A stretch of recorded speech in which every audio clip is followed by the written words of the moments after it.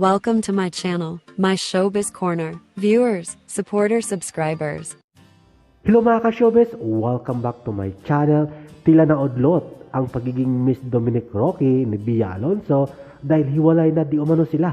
Ayon sa isang sikat na kolumnistang si OG Diaz at maraming pinabulaanan na totoo ang lahat ng mga source na naturang kolumnistang si OG Diaz na konfirmado. Hiwalay na ang mag-engage na sina Dominic Roque at Bea Alonzo.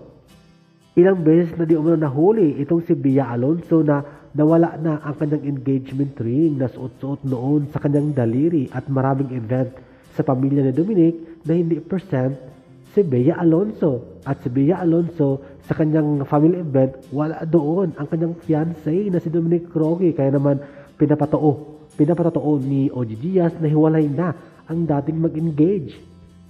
At ayon sa sikat na kolumnistang si OG Diaz ay mayroon siyang reliable source na kung saan ang last trip nila na magkasama sa vacation ay ang Japan trip nila. Ang Japan vacation. Narito ang video na kung saan pinabulaanan at konfirmado na hiwalay na ang mag-engage. Na yung po si Dominic dahil siya nag-iisa dun sa tinatanaw ang dagat. May nang isa kong source. Wala na sila. Ay. Yung Japan nila, huling post nila yun. Wala na. Kaya inaabala na lang ni Bea. Sabi ng source, bago pa kayo mag-Korea, Ochi, wala na sila. Kung matandaan ninyo ang lahat ng mga source at sinasabi ni OG Diaz na hiwalayan sa showbiz tulad ni Catherine Bernardo, Daniel Padilla, Zian Lim at Kim Chiu ay naging totoong hiwalay sila.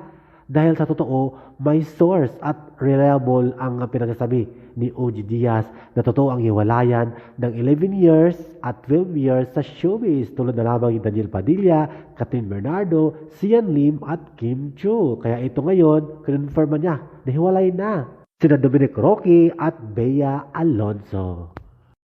Thank you for watching, guys. See you in the next video and update. Please like and subscribe to my channel. Keep watching. God bless everyone and always remember, be yourself and be a good one.